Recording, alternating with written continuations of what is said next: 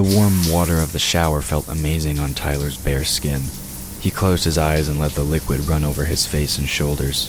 He hadn't meant to sleep so long, but he'd needed it. Now, with a week's worth of grime washing away, he felt almost normal.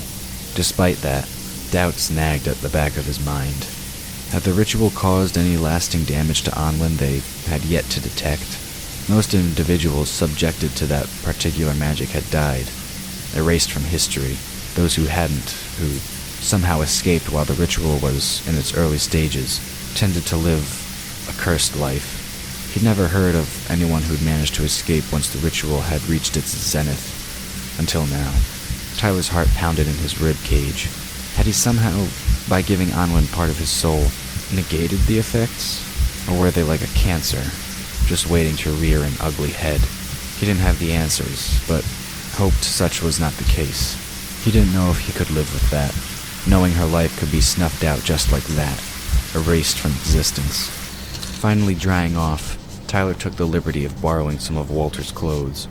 They were a bit large but serviceable. He had to roll up both the pant legs and the sleeves.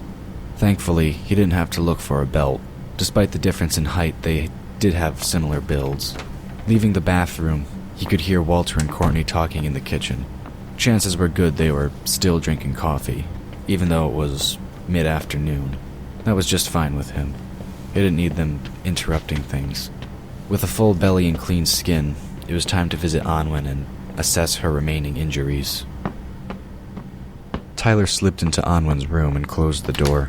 Making sure the curtains were closed, he moved the chair to the foot of the bed. It wouldn't do to have outside eyes looking in. Taking a seat, he surveyed the bed in front of him, paying strict attention to its occupant. He leaned elbows against knees, hands pressed together as if in prayer. Onwin's chest rose and fell rhythmically. Some color had returned to her cheeks, which he took as a good sign, but she was still unnaturally pale. That he did not like at all.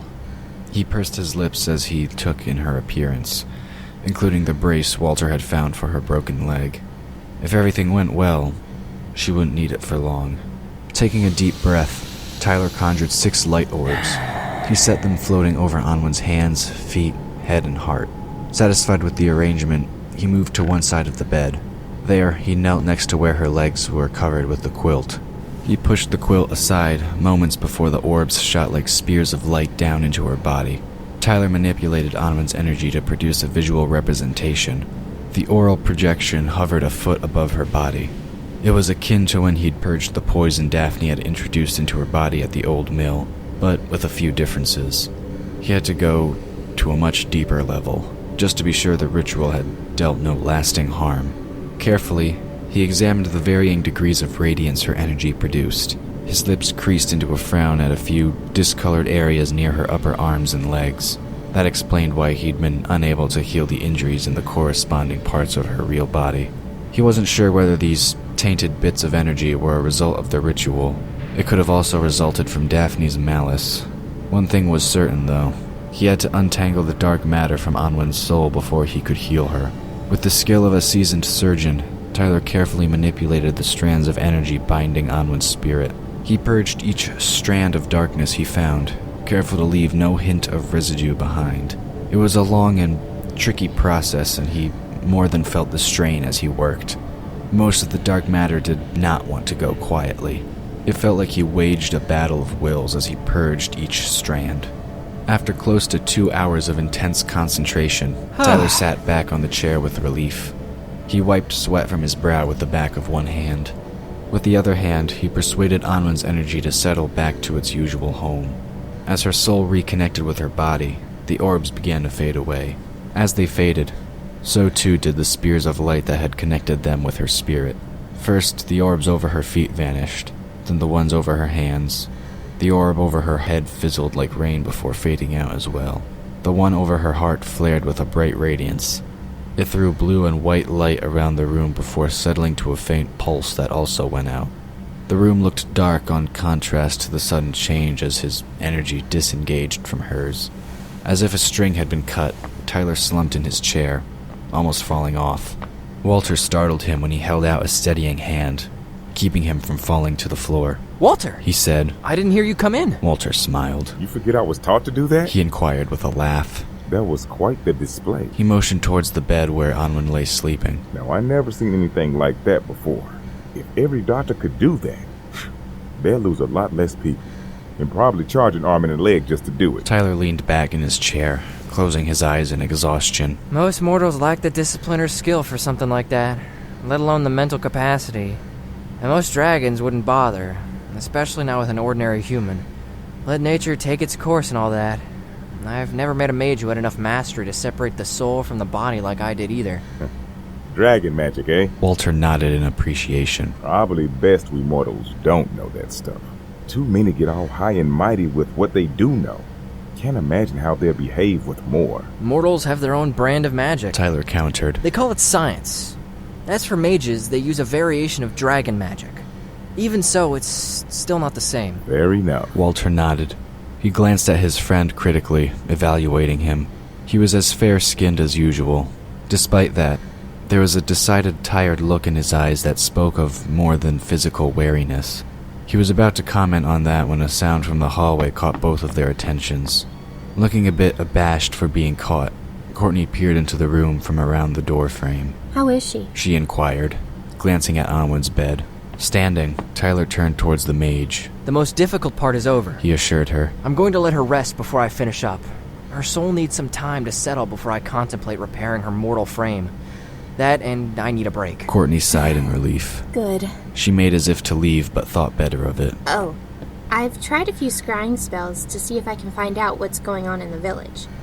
I haven't had much success. Everyone might be up on the mountain trying to get in, but every time I try to see up there, I get something like a busy signal. It's more than a little frustrating. Not surprising. Tyler commented as he moved away from the bed. There are wards and natural means of protection. The stone from the consecrated hall, for example, is quite powerful, and similar stone deposits can be found all around the base of the mountain. You just can't see them unless you go looking for them. Leading his guests towards the living room, he took a seat on the couch. Okay. I think I've been patient enough, so I feel no remorse in saying this. I like being in the dark just as much as the next person does. So would you mind telling me what this is all about? Tyler plopped down next to his friend while Courtney took a seat on an armchair. He let out a sigh.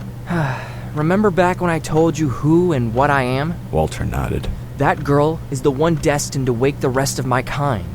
With her help, we've already opened the mountain, but... The mages stand in your way. Walter finished for him. Makes sense. I've been doing a bit of digging in local history. Seems there are plenty of legends to support that. We're gonna have to find a way around them. Courtney sat up in surprise. We? Surely you don't plan on joining us. I mean, it's going to be dangerous. It wasn't that she thought him incapable, but against a horde of mages, she doubted he'd be much help. Walter shrugged. Why not? Have you ever planned a mountain campaign? Or any campaign for that matter? He smiled as she shook her head. Well, to be honest, neither have I. But I do have a lot more experience in that kind of thing than you do. Tyler nodded as he leaned back against the couch's frame. That's true. But I ask you to remember what we're up against. This isn't going to be like some military operation you've done before. Walter was about to protest, but Tyler waved him aside. Now that the gates have been opened once, the mages are probably chomping at the bit to get inside. I wouldn't put it past them to camp outside in the city. As things stand, not even my power combined with Courtney's will be enough. Don't sell yourself short. Courtney protested. I've seen what you can do, and you're amazing. I'm nowhere near that level. Tyler waved her comments aside. Yes, but how much did it take out of me to continue doing all those things for a week? And after bringing Anwen back to the living world, I was left almost incapacitated. Courtney's mouth fell open as she stared at him, her eyes wide. You never said anything about that. I just assumed you found her alive. I didn't know you found her... Dead? Tyler's expression was grim. Yes. When I finally managed to unearth her from the rubble of that collapsed cavern, she was already dead. I had to make a rather risky decision to bring her back, but knowing who she is, I feel it was well worth it. After all, there's much more to her than even you realize. Blinking in confusion, Courtney settled back into her chair. What do you mean? We already know she's the last keykeeper. Isn't that enough? Tyler passed a hand across his eyes, suppressing a yawn. Even though he'd slept for over 72 hours, he was still tired after his ministrations. That was part of it. But remember what Onwin told us about her confrontation with Daphne? Remember what Daphne said to her about a certain name? It took a moment, but Courtney gasped as realization set in. Onwin Kata Porter. She whispered. It's not just by chance, is it? She really is the Kata, isn't she? Tyler nodded. I had my suspicions when I first met her on the drive up to the village of Lindworm. She had a journal from one of her grandparents. She didn't know I was looking at the time, but I read the open pages she was studying.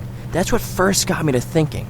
Then, later that night, I took her to see the dragon boats and discovered she had a dragon gem on her. Walter watched the exchange as Courtney sat speechless. You're not talking about just any kind of gem, are you? He asked. You're talking about those special gems that only come from inside the mountain, aren't you? That's right. Tyler confirmed. Back in the day, they were only given to select individuals. But even with that, it's been over 100 years since the last one was seen, which means the one she has had to be passed down the family line. Of course, we later realized it was actually the master key to the gates of eternity. Even so, the gem wouldn't have reacted as it did if she had just been a keykeeper, albeit the master keykeeper. Courtney slipped out her bone knife and began to play with it. She idly ran her fingers down the blade's edge. So you devised a few tests to make sure, didn't you? Tyler couldn't help but smile at that. Let's just say I used the means at my disposal, though I did get in a bit of trouble for some of them. He thought back to when he'd taken Anwen to the sacred isle and had her touch the altar inside the sanctuary. That had been the definitive proof, even though the vision dust was also a good indicator. He'd not seen her pictured in the resulting vision show. However, he had seen a dragon form similar to his own, one that was silver with faint cobalt or deep purple shading that he didn't recognize. Perhaps there was something more to that vision than just dragons. Walter scratched at his stubble. If Arwen is what you say she is, and yes, I've heard of the Kata too, then that will help out a lot. The question is, does she know?